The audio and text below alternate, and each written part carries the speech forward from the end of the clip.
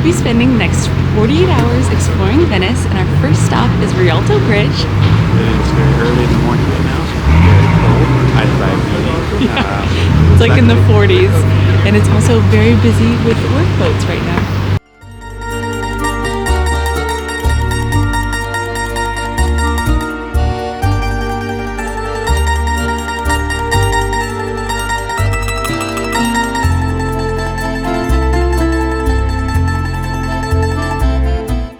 Next stop is the Bridge of Sighs, which you look at from another bridge.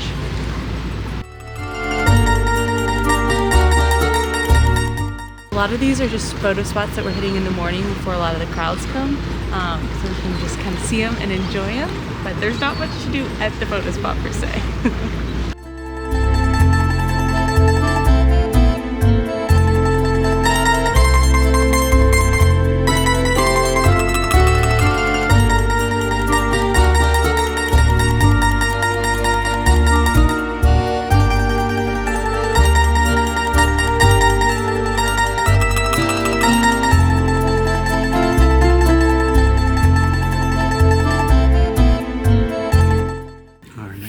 Is the Scala, Contarini, del Bovolo to climb these stairs.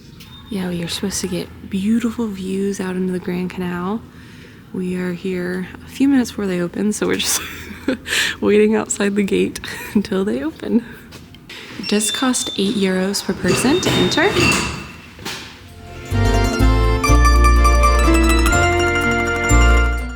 Many stairs to the top. Thankfully it's open air and pretty wide, so there's lots of points to stop along the way.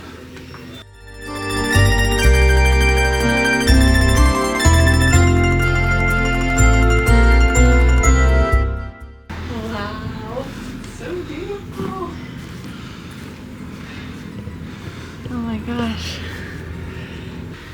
This is definitely the highest vantage point we've been in Venice, but I feel like we can see a lot of roofs, but I feel like a lot of the chapels are kind of blocked. Hidden a little bit.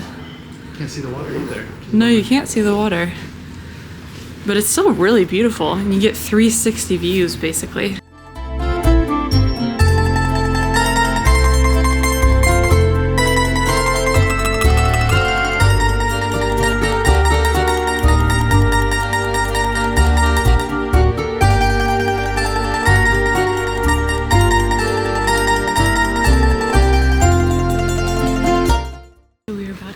Teatro La Fenice, which is a beautiful opera house here.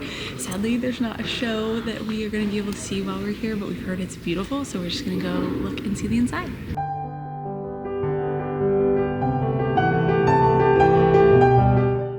It is €12 per person, but it does include an audio guide, and it looks like there's a few different rooms that we're going to get to tour before headed into the main opera room. We're currently in the foyer, and we just learned that this is one of the only original parts of the theater because of all the fires that have happened over the years, burning it down. To the theater.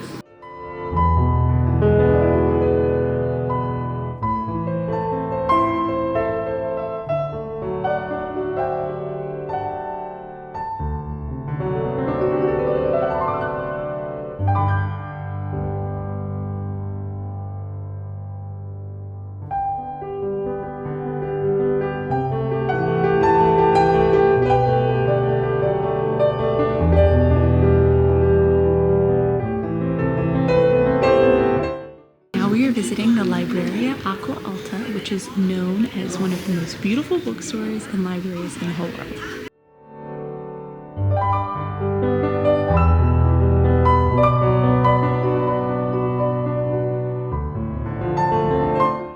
Do we know why this is the most beautiful in the whole world? I don't know, let's keep walking and see if we can find out, because so far it looks like many other bookstores we've ever been to. This is cool. A gondola full of books.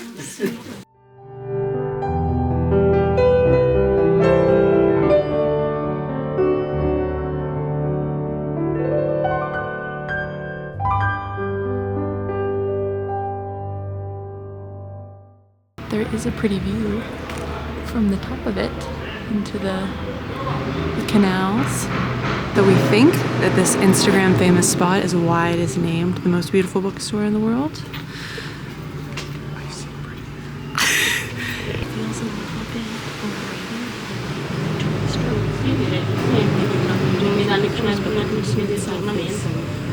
bookstore. I guess it's cool to see, but not number one stop, I'd say.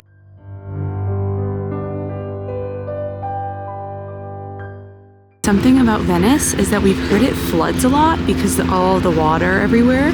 And this morning we woke up and there's been water overflowing on the sidewalks and burying some of the docks. So it did rain a little bit last night, so we're not sure if that's what it's from or if it has to do with the tides or what. Hopefully it doesn't impact our plans too much. We've seen people walking in like rain boots in knee-deep water here before, so hopefully that's not us. Yesterday we saw this staging all put up and like in stacks like this, but now that we see it out everywhere in this plaza and there's a ton of water over there, we think it might be because of the flooding. Yeah, we think it may be like in anticipation of a full moon, high tide or something. Yeah, because there's definitely water already in the plaza where there wasn't yesterday. This morning we are headed to Caffe Florian, which is the oldest continuously running cafe in all of Italy and one of the oldest cafes in the whole world. It's famous for back in the 1700s and 1800s having a lot of famous writers hang out there, like Charles Dickens, and they have a few kind of specialty drinks like their hot chocolate that they're also known for. This is probably going to be the most expensive cup of coffee we get in our entire trip, but we're excited to experience this cafe.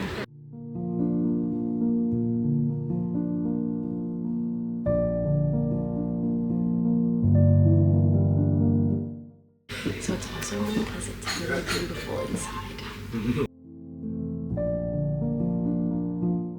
Guys, I was thinking about getting a quiche, but it's literally 20 euros. Read in blood that the price of it necessarily. So we think this may be a little bit of a...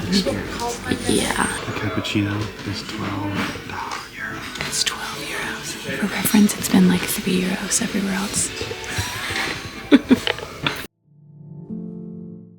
So I got the hot chocolate. It is apparently a very famous hot chocolate. It's one of the best in the world. So we shall see. We poured it in this really cute little green container cup. And Caleb got a cappuccino. What do you think? It is a cappuccino. Nothing special. Indeed. Nothing special. Not yet.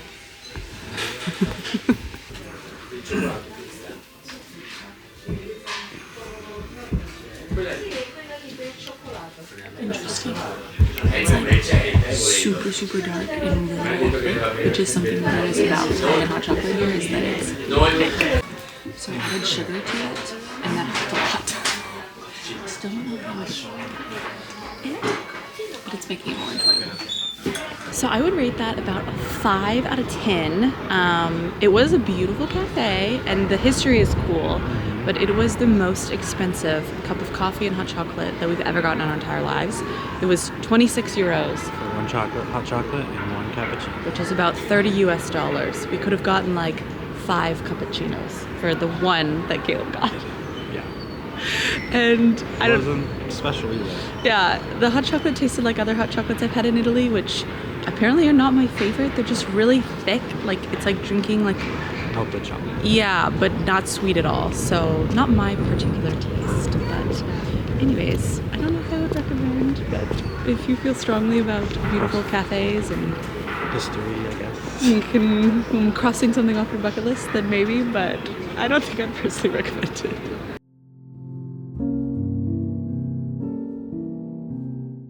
So we had some extra time on our schedule, so we decided to come back to the cathedral to actually see the inside, and we are currently outside at 9. Yeah, it's really chilly, but this is the line, and it's 3 euros per person to enter.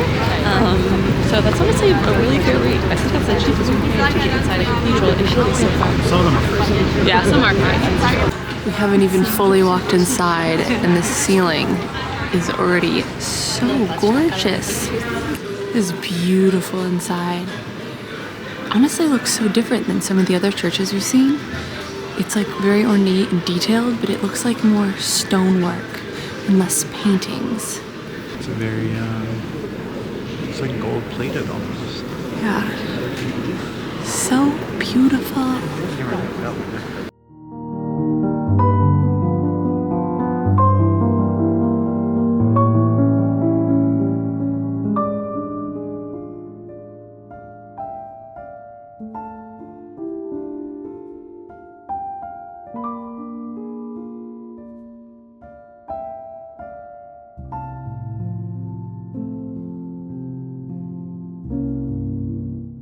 Next on our list is riding a gondola, which you have to do at least once when you're in Venice. It's supposed to be a fixed price of $8 or 80 euros for 30 minutes, but if we ride it, then you charge more than that. So we'll see. Try and bargain it down to the 80, but we imagine in the peak summer when there's lines of people, that's when they charge more. But the place that we are going, we've not seen a line yet, so hopefully we'll get it for that price. It also changes depending on the time of day. Like I think at sunset it's a little bit more expensive, that sort of thing. Also, there are many different areas in which you can board a gondola. They have like gondola service signs.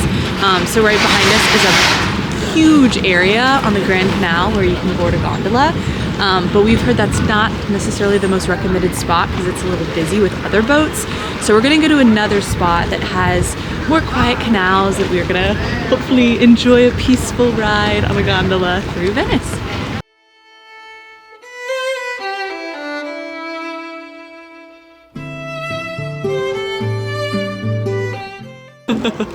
We are leaning very much to the right to go under the bridge, our gondolier said. Just to bend down to get under the bridge. Yeah, high tide right now. It's a little tight to get under. Yeah, he said it's the highest tide of the day right now. It's the high tide season. It's so pretty, seeing all the colorful streets from the water and going under the bridges. It's very peaceful.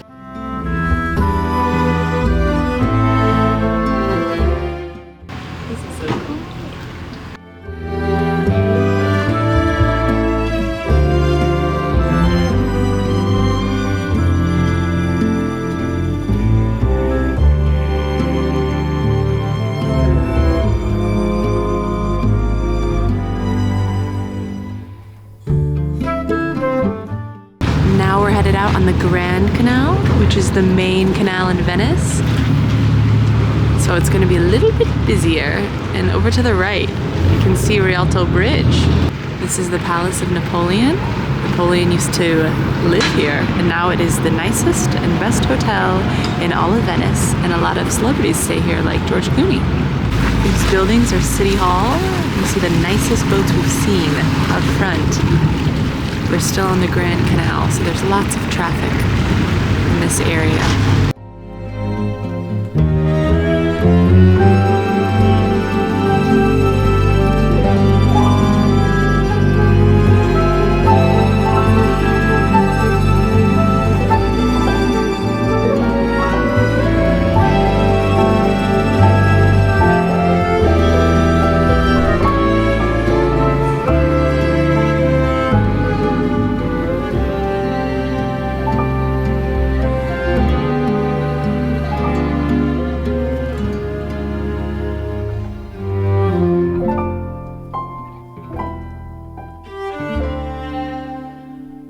Already back. Going under the little bridge. Sad it's over. Leaning a lot. Lean to the left. Requires a lot of skill to navigate one of these boats through these canals. So we just finished our gondola ride and it was so fun. Yeah, it was very relaxing and peaceful. Yeah, it was cool to see a lot of the canals, obviously from a different viewpoint, being down on the water. It was 90 euros, which, you know, for 30 minutes is, I'd say, fair. I mean, it was only 10 euros over what the, I guess, the standard rate is. Yeah, I mean, there's a long line when we got back, so the price has gone up. But yeah, we definitely recommend on your trip. You gotta do it. Yeah, you gotta do it. Also, I wanted to mention that we chose this spot that is right next to Zara. I forget the official name, of where it is, but I read that this was a good spot, and I definitely think that our route was pretty enjoyable. And that ends our time in Venice. If you do have time, there is 2 islands that we recommend going to, Murano and Burano.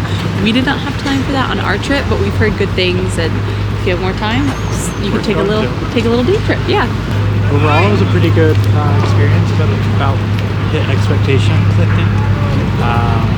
Yeah. A few things maybe less, a few things maybe better. But yes, this is definitely, of all the places that we've been in Italy, this is by far the most touristy, we would say. And be sure to go back and watch some of our other Italy videos, including Rome, Florence, the Tuscan countryside, and Verona. Thanks for watching.